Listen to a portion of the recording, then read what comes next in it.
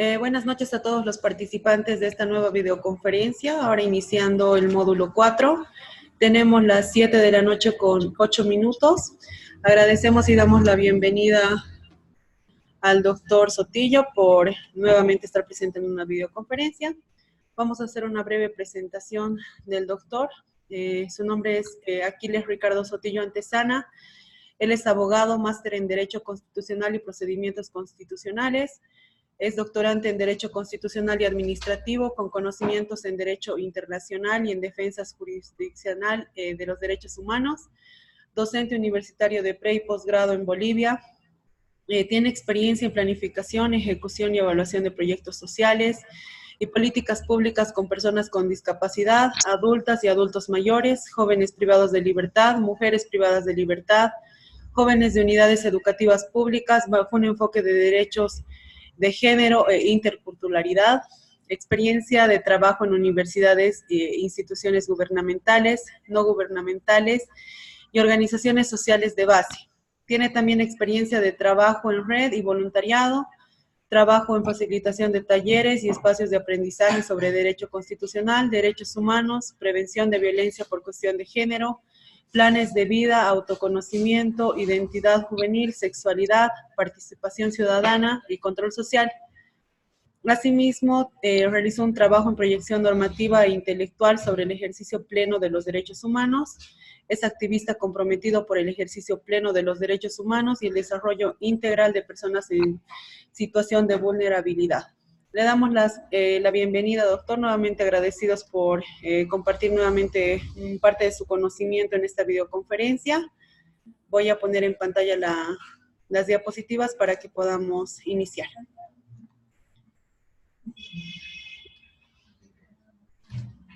Excelente, Mayra. Muchas gracias. Buenas noches a todas y todos los participantes, ya empezando el último módulo, el módulo 4. Y bueno, mientras vamos identificando el temario del módulo 4, algunos aspectos importantes que he identificado en la revisión de los trabajos del módulo número 3, estábamos haciendo referencia a la acción de libertad, ¿no? Entonces, un elemento importantísimo que he identificado en varios que me han podido enviar es justamente la confusión que hemos tenido en relación a la autoridad. El artículo 25 de la Constitución establece que la autoridad que tiene que conocer y tiene que resolver una acción de libertad es cualquier juez en materia penal. Es muy importante hacer referencia a la ley de creación de las salas constitucionales, que ya cuando hablábamos en el primer módulo, es un inicio sobre la jurisdicción constitucional. Cuando hablamos del derecho procesal constitucional, nos estamos refiriendo principalmente a dos grandes aspectos, decíamos. A una serie de acciones y recursos constitucionales, por un lado, y por otro, una jurisdicción especializada en materia constitucional. Es decir, con la creación de estas salas constitucionales, las acciones tutelares que anteriormente se presentaban ante jueces ordinarios, ahora se resuelven en estas salas de los tribunales departamentales de justicia.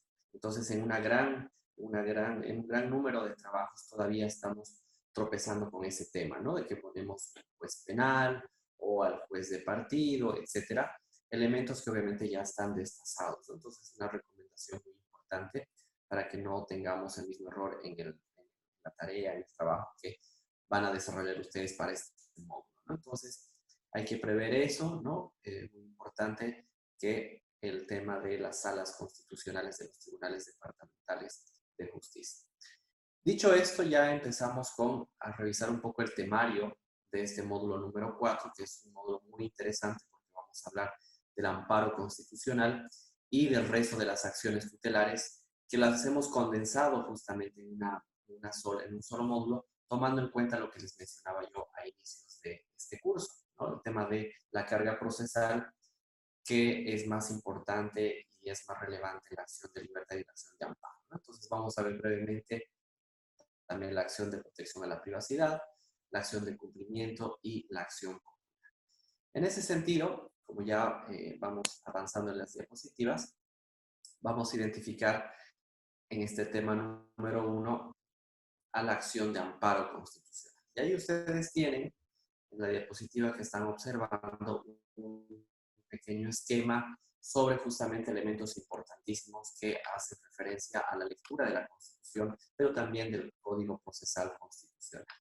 En ese sentido, en la siguiente diapositiva, están identificando ustedes la procedencia de la acción de libertad. Como decíamos en anteriores momentos, la procedencia son aquellas situaciones necesarias por las cuales tenemos que acreditar, tenemos que probar para poder interponer una acción tutelar. En ese sentido, la procedencia para el amparo constitucional hace referencia a dos elementos importantes: actos u omisiones.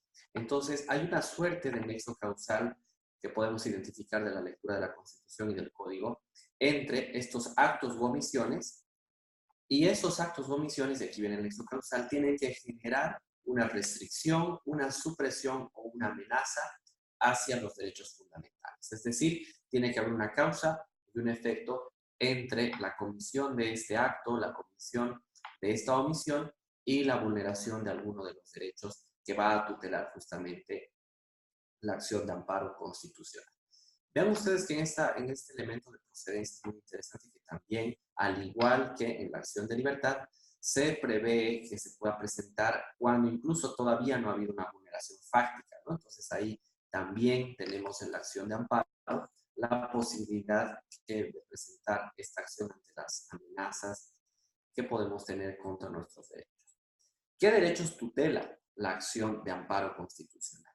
Como ustedes ven ahí, la protección que brinda y que ofrece la acción de amparo es bastante amplia, porque en realidad son todos los derechos que están previstos en el catálogo constitucional de derechos de la Constitución, valga la redundancia, y los derechos reconocidos en las normas internacionales en materia de derechos humanos. Es decir, todos los derechos son tutelados por la acción de amparo constitucional, menos aquellos derechos que estén siendo tutelados por otra acción tutelar. Por ejemplo, hemos identificado en la acción de libertad que la vida, la libertad son materia tutelable por la acción de libertad, decíamos. Entonces, en esos casos, esos derechos ya no pueden ser tutelados por la acción de amparo, ¿no? Entonces, es un elemento importantísimo identificar qué derechos queremos tutelar a través del amparo para que no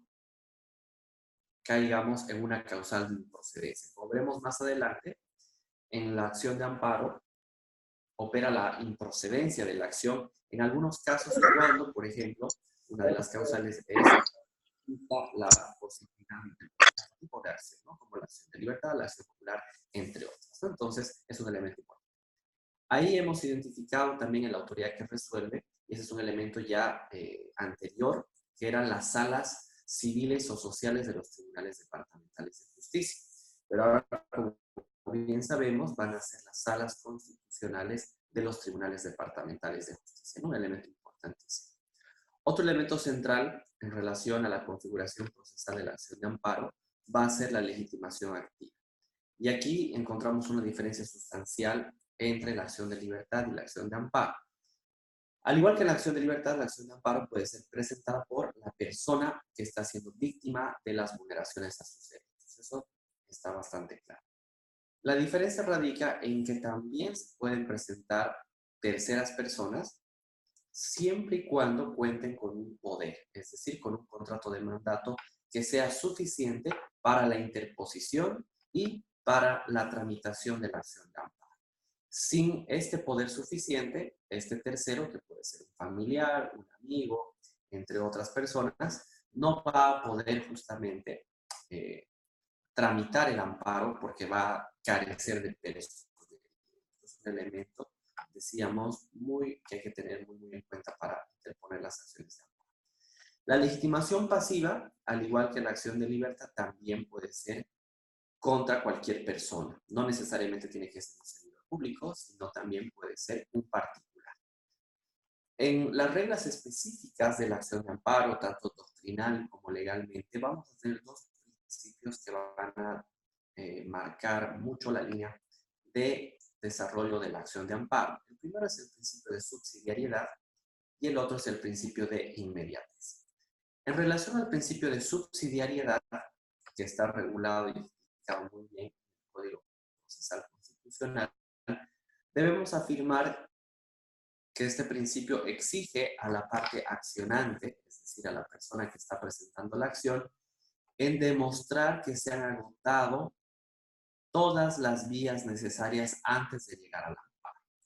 Entonces decimos justamente que la acción de amparo es una acción de naturaleza subsidiaria porque el ordenamiento jurídico exige a la persona que quiere interponer que haya agotado alguna vía.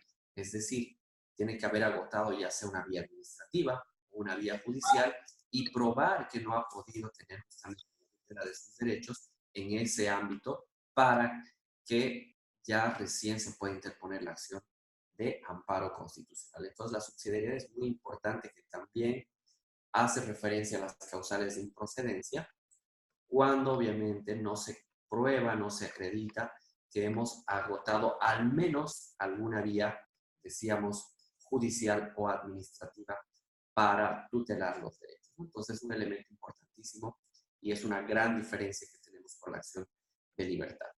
Respecto al principio de inmediatez, este principio hace referencia a la existencia de un plazo para la interposición de la acción. Este plazo, que son 6 meses, son computables, dice el Código Procesal Constitucional, como ustedes habrán revisado, a partir de la última acción procesal o administrativa que hayamos tenido en el caso. Entonces, un elemento central que tenemos que tener en cuenta es eso, ¿no? Que a partir del último acto tenemos 6 meses para presentar la acción. 6 meses y un día ya no se puede interponer la acción de amparo, va a ser declarada improcedente, ¿no? Eso se ve mucho en la casuística, en la litigación constitucional, que muchas y muchos clientes vienen con un proceso que sí es materia de amparo, pero que obviamente ya data de un año y medio, de 2 años, cosa que no se puede, ¿no? Entonces, un elemento también importante es ese, que no tenemos que dejar de lado. Respecto al procedimiento, el procedimiento, al igual que en la acción de libertad, como veíamos en el anterior módulo, vamos a seguir el procedimiento del artículo 29 del Código Procesal Constitucional. Desde la interposición de la acción hasta la emisión de la sentencia constitucional plurinacional emitida por el Tribunal Constitucional Plurinacional. Entonces, son los mismos pasos, ¿no? Los 8 pasos que ya hemos identificado. A ello hay que adicionar que en el momento de la admisión de si existen causales de procedencia. En el Código Procesal Constitucional vamos a tener justamente un listado de causales,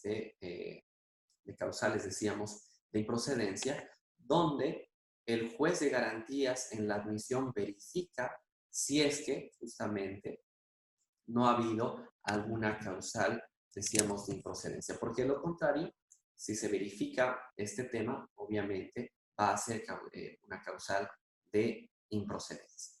Entonces ahí un elemento importante es lo que ustedes tienen en el artículo 53. Tenemos ahí 5 causales de improcedencia de la acción de... Entonces ahí son elementos importantes, ¿no? Primero, por ejemplo, cuando hay resoluciones, cuando todavía tienen alguna vía para ser impugnadas, no podemos presentar el amparo, ¿no? Por ejemplo, una sentencia. Tenemos un recurso de apelación, un recurso de casación que podemos usar antes de ir al amparo.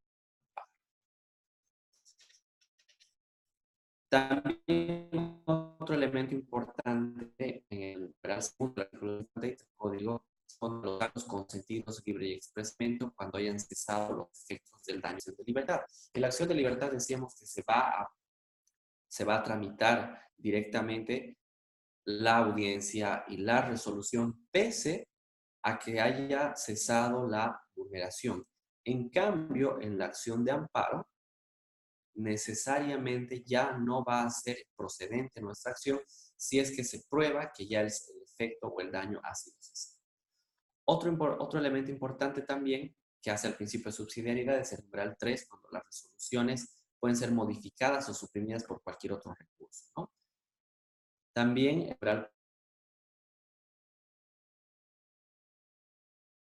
como veremos más adelante, materia de la acción de cumplimiento. Entonces ahí, como veremos más adelante, habrían dos tipos de omisiones, es decir, una omisión, que es un no hacer, puede vulnerar un derecho fundamental. Entonces, en algunos casos, ante esa omisión podemos presentar una acción de amparo o también podemos presentar una acción de cumplimiento. ¿De qué va a depender si es amparo o es cumplimiento? Principalmente de la legitimación pasiva, como veremos más adelante. Si el legitimado pasivo es un servidor público que está omitiendo un deber legal, entonces será la acción de cumplimiento la que tendremos que presentar. En cambio, si es un particular, tendremos que presentar necesariamente una acción de amparo. Otro elemento importante es que cuando el caso sea tutelado de mejor manera por la acción de libertad, por la acción de privacidad o la acción popular, también va a ser declarada improcedente. Entonces, vean, son esas 5 causales de improcedencia que hay que tener en cuenta a la hora de interponer la acción y decíamos que van a ser importantes a la hora de la admisión de la acción. Veíamos en la acción de libertad que el proceso es bastante rápido, hay una celeridad bastante enfática en la acción de libertad, disponiendo incluso las 24 horas desde la interposición de la acción hasta la celebración de la audiencia por la naturaleza de los derechos que tutela.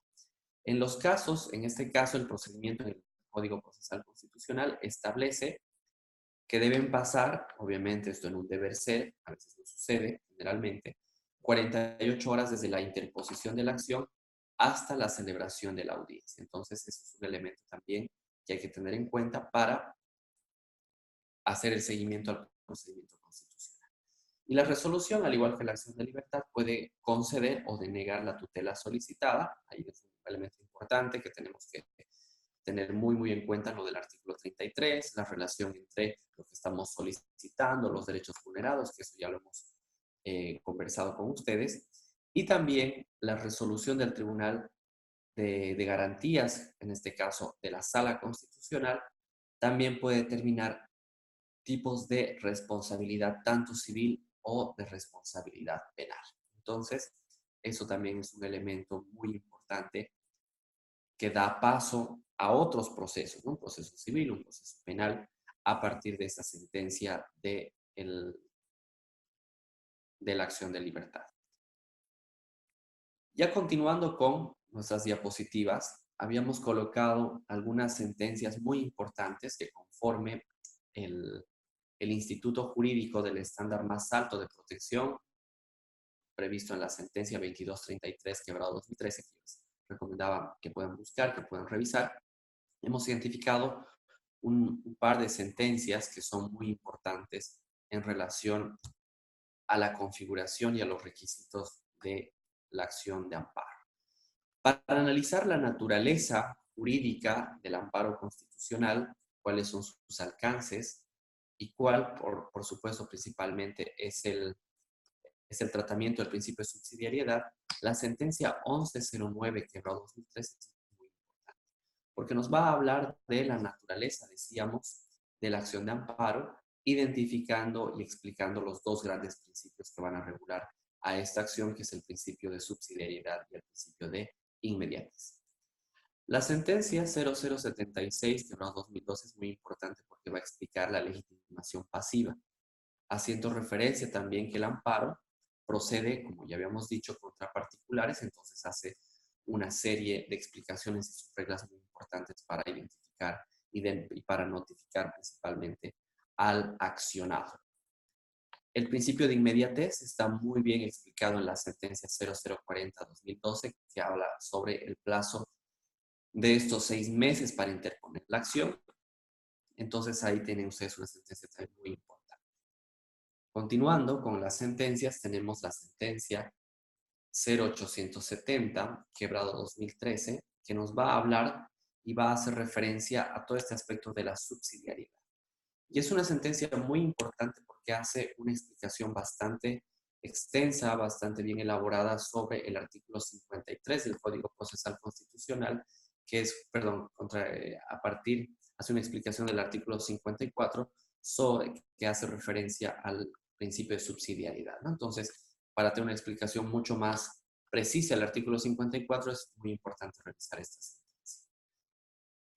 En la casuística y en la experiencia hay dos grandes derechos que son tutelados por la acción de amparo. Es decir, en la experiencia que tuvimos en el Tribunal Constitucional y también ahora en la Gobernación de Santa Cruz, se identifica que la mayoría, una gran parte de los amparos se interponen por vulneraciones a los derechos laborales y también al derecho al debido proceso. Entonces, la sentencia 2570 que tienen ahí ustedes, de grado 2012, es una sentencia muy importante que hace referencia a la tutela de los derechos laborales vía acción de amparo, ¿no? Y ahí hace una explicación también de cómo se tiene que agotar la subsidiariedad, el paso del trámite administrativo que debe realizarse ante el Ministerio del Trabajo, ante las jefaturas departamentales. Entonces, una sentencia muy importante. Y también hemos identificado la sentencia 0073, quebrado 2012, que hace referencia a la violencia en razón de género y cómo también de forma indistinta cuando existen estos casos se puede presentar ya sea el amparo o ya sea la acción de libertad, tomando en cuenta que el derecho a la integridad física es aquel derecho que está siendo vulnerado, ¿no? Entonces, un elemento muy importante para tener en cuenta de que también vía acción de libertad se puede tutelar, perdón, vía acción de amparo constitucional también se puede tutelar el derecho de las mujeres que están sufriendo violencia. Entonces, podemos identificar con esos aspectos que el amparo constitucional es una acción muy importante. Dentro de la casuística nos permite establecer varios elementos de protección, de una protección amplia, y tenemos justamente los dos principios de subsidiariedad y de inmediatez, que son los que van a regular y van a ir tejiendo justamente el hilo conductor de esta importante acción tutelar. Continuando con la explicación de este módulo número 4, vamos a pasar ya a la acción de protección de la privacidad. Y esta acción de protección a la privacidad, que en la anterior Constitución se conocía como el habeas data, es un elemento importante porque el derecho que tutela esta acción no es tanto la privacidad como tal, como nos indica el título de esta acción, sino el derecho que tutela la acción de protección a la privacidad es el derecho a la autodeterminación informática. Así lo ha establecido el Tribunal Constitucional en varias sentencias. ¿Qué significa este derecho a la autodeterminación informática? Hace referencia a que solamente son las personas quienes pueden disponer, usar, modificar o corregir los datos personales. En ese sentido, cuando una persona considere que sus datos personales están siendo vulnerados a partir de un error, de una objeción, de una ocultación, entre otros casos que veremos a continuación, entonces procede a la interposición de la acción de protección a la privacidad. Esta acción de protección a la privacidad, si bien es relativamente nueva, ha sido incorporada en la reforma constitucional del año 2004, todavía requiere de más estudio, todavía requiere de mayores elementos para que sea justamente más utilizada. Es una acción muy interesante, pero que obviamente no es muy bien conocida hasta el momento. Entonces, la procedencia para la interposición de la acción de protección a la privacidad radica en que tiene que existir un impedimento, ya sea indebido o un impedimento ilegal. ¿Y un impedimento a qué? Y ahí entramos con los derechos protegidos. Un impedimento de conocer, objetar, eliminar o rectificar los datos personales. Entonces, aquí también tenemos una suerte de nexo de causalidad entre este impedimento y la vulneración de los derechos a la intimidad, a la privacidad, a la propia imagen, a la honra y a la reputación. ¿Qué significa esto? Que a partir de ese impedimento existe una vulneración de estos derechos. Entonces, ahí lo que tendremos que probar muy bien en nuestros memoriales es justamente cómo esta vulneración de los derechos se realiza a partir de esa falta o esa ausencia de conocer, objetar o eliminar o incluso rectificar los datos personales. Entonces, ahí podemos tener casos muy interesantes, por ejemplo, cuando existen errores en bancos de datos, cuando están usando nuestro nombre, cuando salimos en un medio de comunicación, cuando, por ejemplo, se filtran algunos datos, algunas imágenes en las redes sociales. Entonces, todo lo que tenga que ver con los datos personales y con la protección de la privacidad, la honra y la reputación, entonces son causales de procedencia para la acción de protección a la privacidad. Al igual que la acción de amparo, la tramitación es similar, es muy parecido. En realidad, el procedimiento del amparo es el mismo para la acción de protección a la privacidad. Se interpone ante las salas de turno de los tribunales, las salas constitucionales de turno de los tribunales departamentales de justicia, y también la legitimación activa la van a tener cualquier persona individual o también personas colectivas, un elemento importantísimo, y también terceros que pueden ser herederas o herederos del decurius que se esté vulnerando o se esté afectando su honra, su reputación. La legitimación pasiva, y ahí el código, tanto la Constitución y el Código Procesal Constitucional hacen una precisión muy interesante sobre que el legitimado pasivo va a ser aquella persona que tiene a cargo los datos, el banco de datos personales donde están justamente guardados esa información, esos datos personales, decíamos. Entonces, ahí tenemos que identificar muy bien quién es o quiénes son las personas que están a cargo de estos bancos de datos. Las reglas específicas que habíamos dicho, este nexo de causalidad entre la autodeterminación informática y el derecho a la protección a la privacidad, y también un elemento que lo menciona de forma expresa nuestro ordenamiento jurídico es que no procede esta acción para levantar secretos de prensa, ¿no? Es decir, yo quiero saber cuál es la fuente de un periodista. De una periodista no se lo puede realizar porque obviamente se estaría afectando a la libertad de expresión de los periodistas.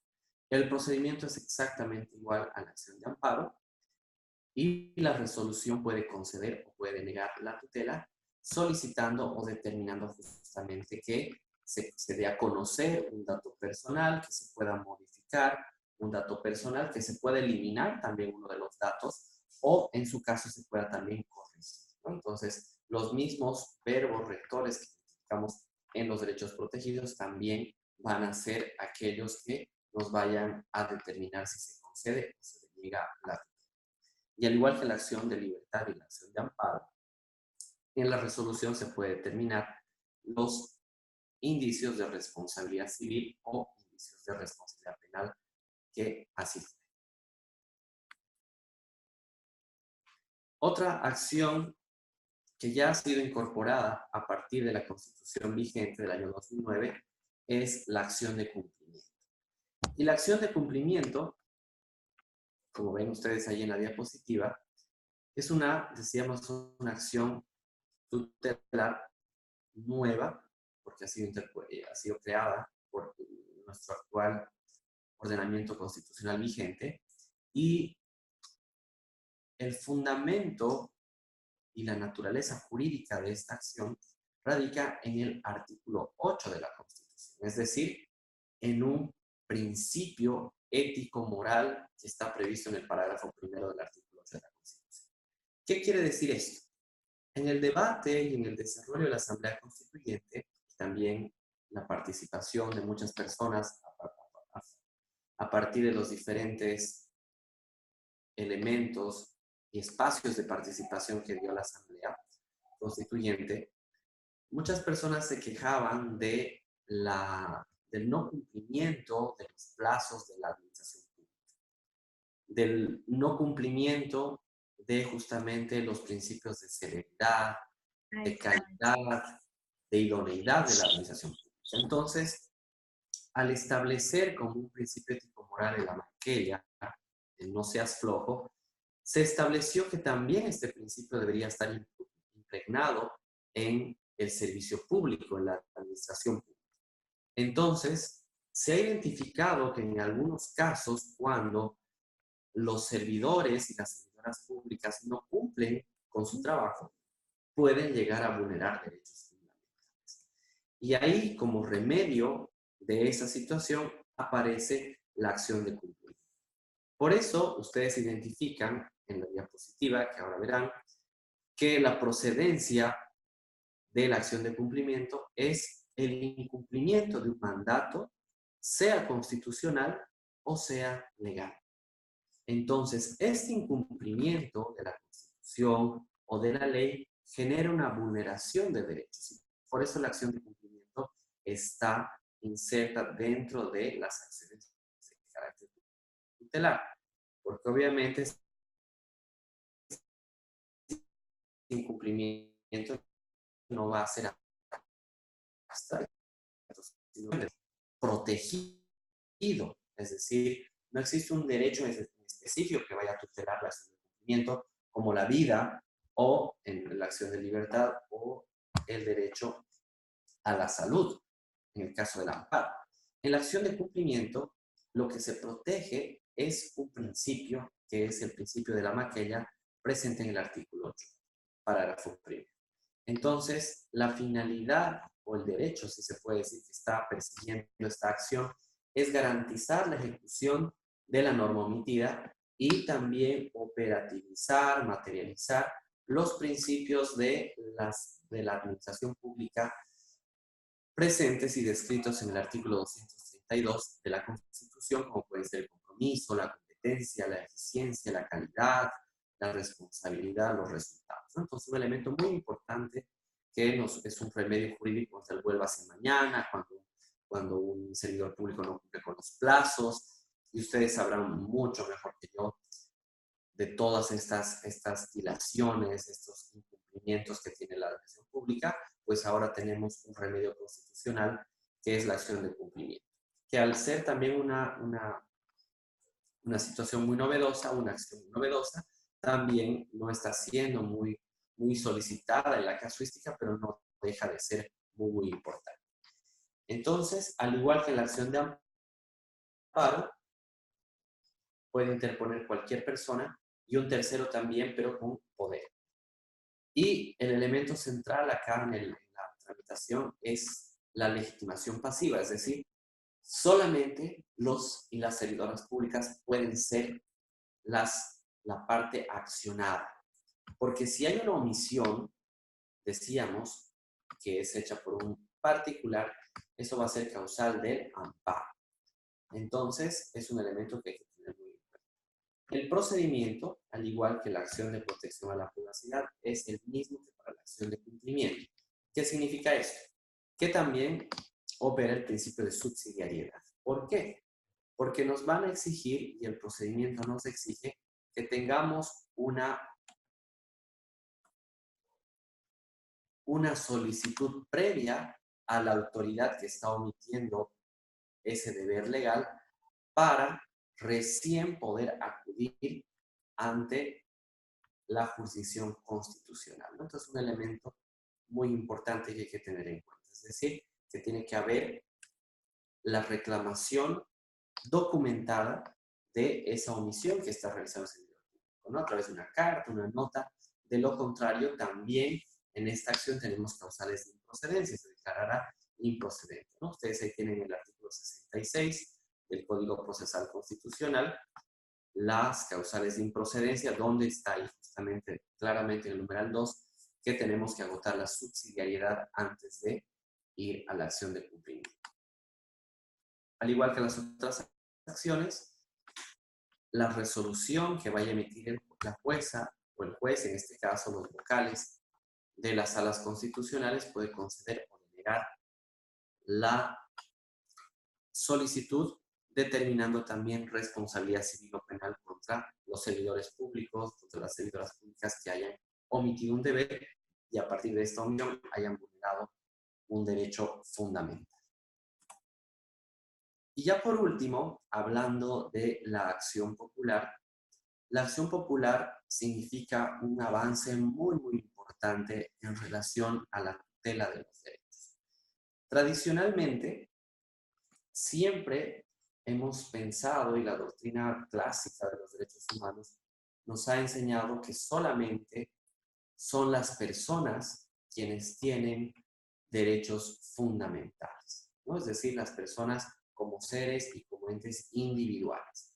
Sin embargo, tomando en cuenta nuestro diseño constitucional vigente, tomando en cuenta que somos un Estado plurinacional, donde las naciones y pueblos indígena, originario, campesinos, tienen un derecho a la libre determinación, tienen un catálogo específico en el artículo 30 de derechos fundamentales, entonces también en nuestro sistema constitucional es coherente entender que no solamente hay derechos de carácter individual, sino también hay derechos de carácter colectivo.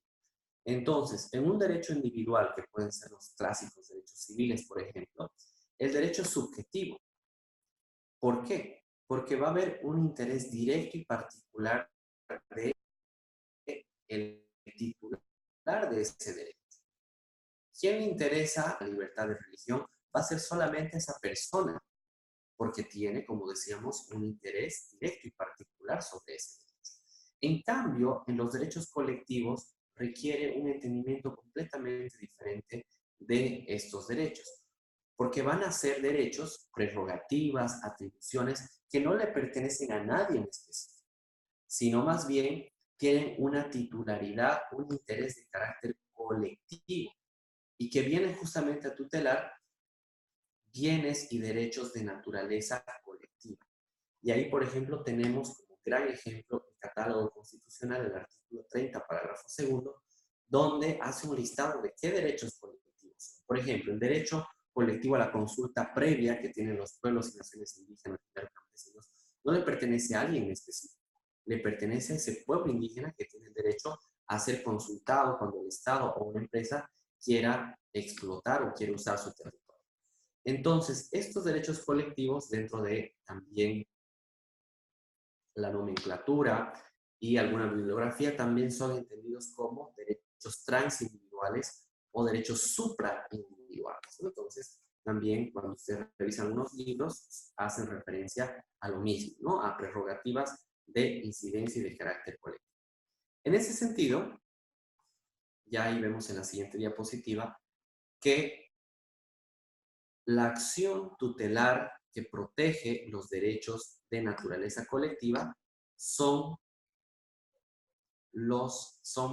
es la acción popular.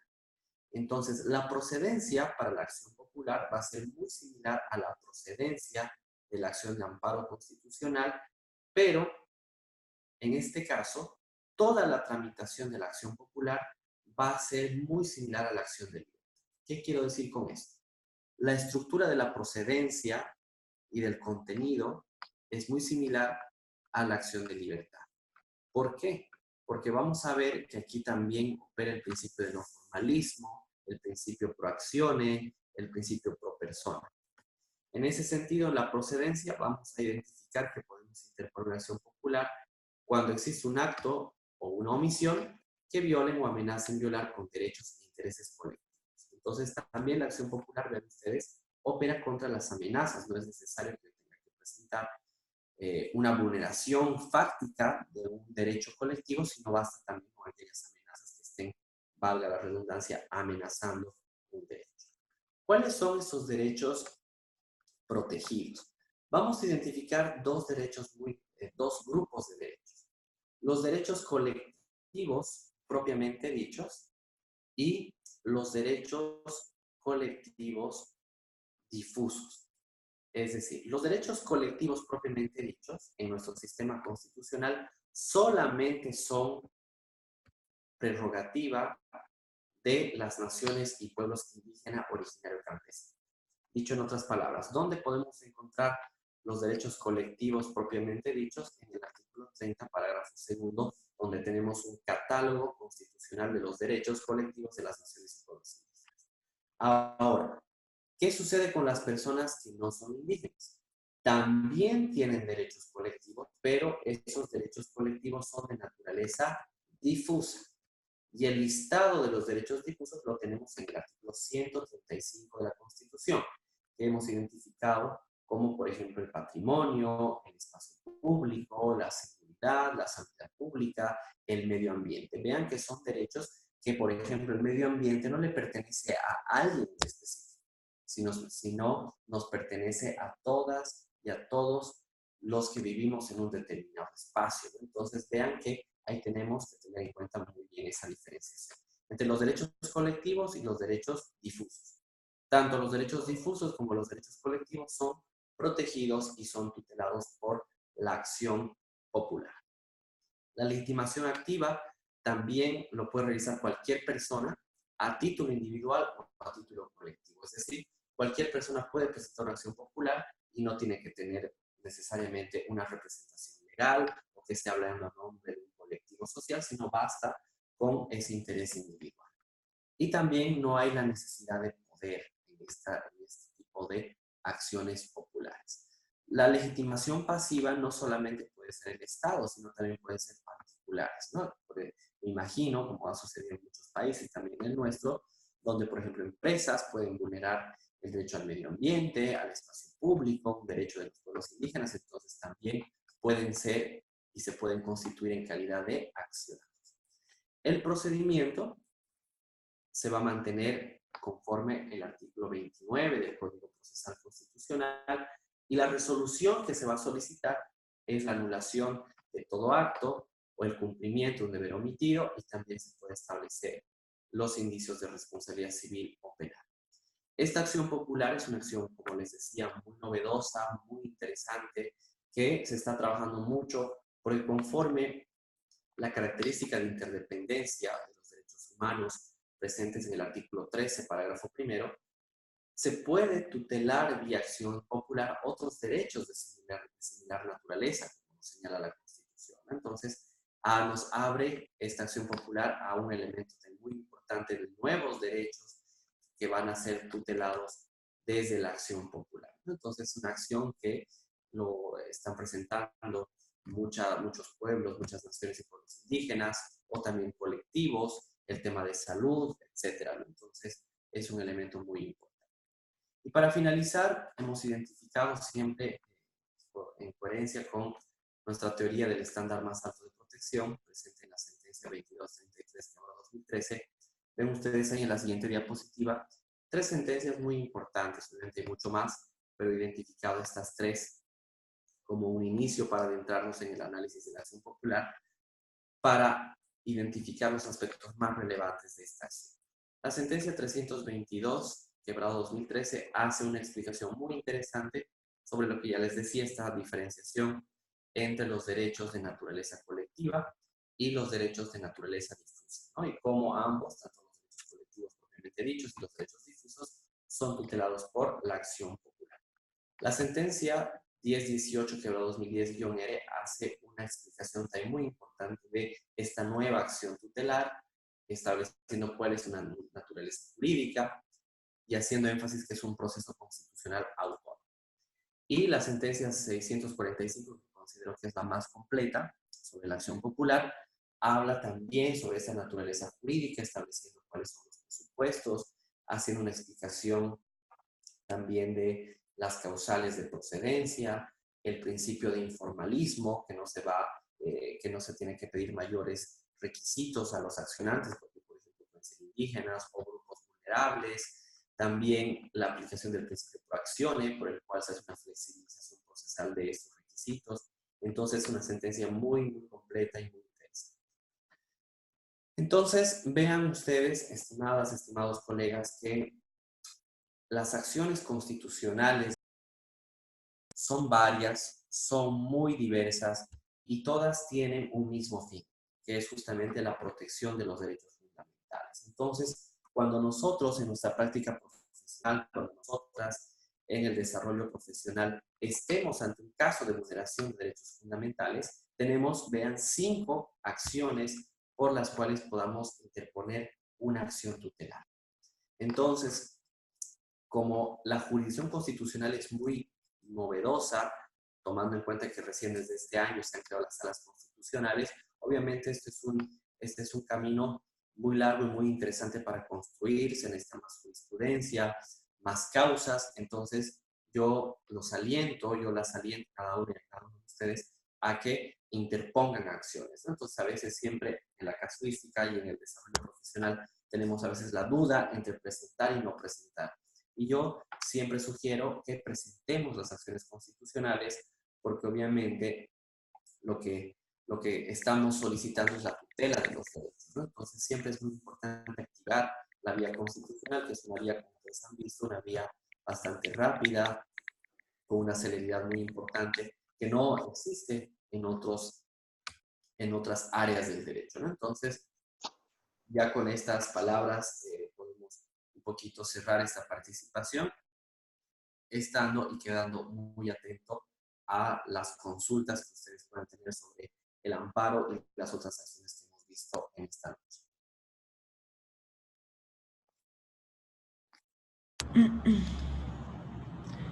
Muchas gracias, doctor. Como es costumbre, vamos a dar por favor pie a los participantes de la videoconferencia a que puedan activar sus micrófonos y hacerle llegar las consultas de manera verbal, o también pueden usar el chat de Zoom para hacerle llegar alguna consulta que tengan al doctor.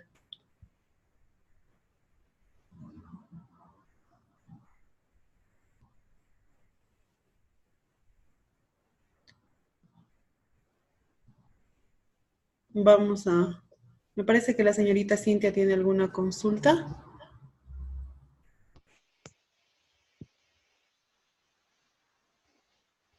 Buenas noches, doctor. Mi consulta es la siguiente. Quería saber si, como ha indicado en la acción popular, indica 4 aspectos en los que se puede plantear este recurso. Sin embargo, quería saber, en el tema del transporte, de la ley del transporte, por ejemplo, establece que los gobiernos municipales deben establecer las tarifas. En caso de que esto no esté cumpliéndose por algún gobierno municipal, ¿correspondería que se plantee una acción popular o una acción de cumplimiento? Porque ya existe una norma que le está dando esa atribución a un gobierno municipal. Esa sería mi consulta. Excelente, excelente, muy, muy interesante. Ahí, obviamente, ustedes, como decíamos, que tenemos diferentes, la frontera entre una acción y otra es decir, no hay una diferenciación bastante clara entre una acción u otra. Por eso, tanto en la acción de amparo constitucional como en la acción de cumplimiento, el legislador ha establecido causales de improcedencia, que son esas causales de improcedencia las que nos van a ir un poco delimitando y aclarando el panorama para ver qué acción o qué acción tutelar debemos presentar. En el caso en concreto que usted nos habla del transporte, donde ya hay una ley general de transporte, que manda a los gobiernos autónomos municipales a determinar las tarifas, entonces eso ya se vuelve un mandato, es decir, un mandato nacido de una ley para una entidad territorial autónoma, que en este caso es el gobierno municipal. Entonces, si algún gobierno autónomo municipal no estuviese realizando este mandato, ahí sí procedería a cumplimiento. ¿Por qué? Porque ahí vamos a ver que en estos casos la omisión se hace no solamente a un deber genérico, quiero decir, sino un deber específico, que es un deber nacido de una norma. ¿Qué quiero decir con esto?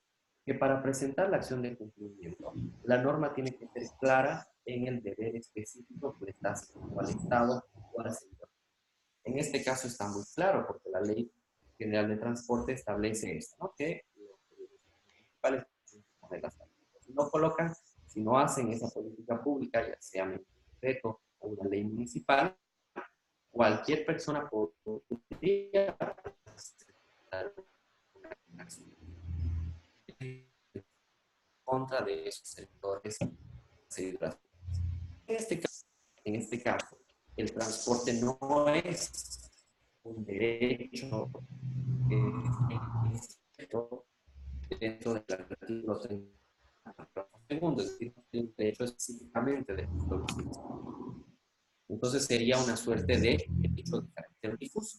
Entonces tenemos que ir al 135 para ver si el transporte se subsume en alguno de esos derechos y vean los derechos que tutelan de manera difusa la acción popular son el patrimonio, el espacio, la seguridad, la salud pública.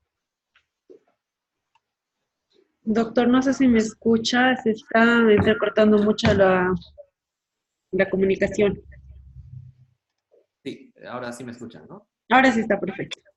Sí, bueno, volviendo a la pregunta de Cintia, decíamos que no procedería la acción popular porque no se subsume a ningún derecho de justamente de la acción popular. No es patrimonio, no es medio ambiente, no es seguridad pública. Tiene que ser muy clara ahí la subsunción. Entonces, ahí opera muy bien la acción de cumplimiento. Entonces, para que no nos rechacen nuestra acción de cumplimiento, como hemos visto, tenemos que agotar la subsidiariedad. Es decir, las personas que se ven afectadas harán una nota o harán algún escrito o un memorial al alcalde o a la alcaldesa solicitando se cumpla con ese mandato. Eso es muy importante ratificar, que en la acción de cumplimiento tenemos que hacer este reclamo previo. De lo contrario, se va a declarar improcedente nuestra acción, ¿no?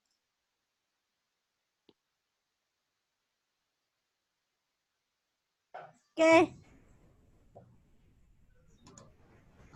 Gracias, doctor. Vamos a ver si alguna otra persona tiene alguna consulta que hacerle llegar. Les recordamos que también pueden usar el chat.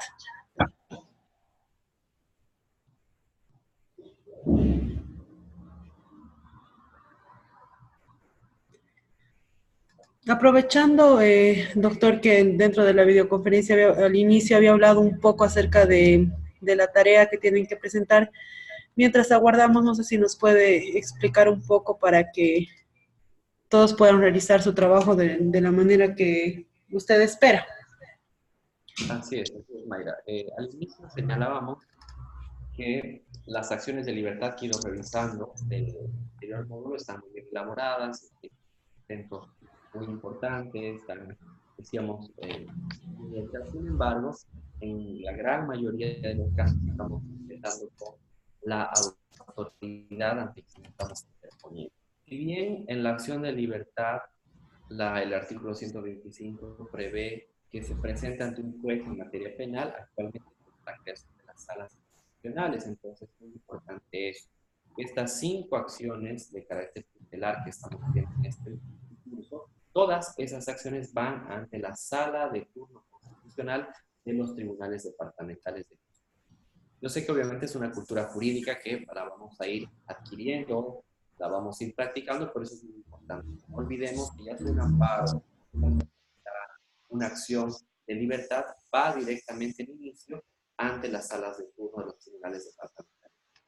Entonces ahora ustedes tienen un pequeño caso ahí para interponer una acción de amparo, entonces tengan, por favor, y tomen en cuenta esta recomendación de la autoridad ante quien tienen que presentar dicha acción. Muchas gracias, doctor. Bueno, me parece que no tenemos ninguna consulta de las personas que aún están conectadas a la videoconferencia. La misma, como es costumbre, ha sido grabada. Bueno, doctor, aprovecho yo esta oportunidad para despedirme de usted. Realmente estamos muy agradecidos con usted, ya que siempre tiene la predisponibilidad de ayudarnos y colaborar también con todas las personas que se inscriben en este curso y compartir un poco del conocimiento tan amplio que usted tiene. Y le agradezco mucho, doctor, por su tiempo brindado en estas videoconferencias y espero verlo muy pronto en un nuevo curso.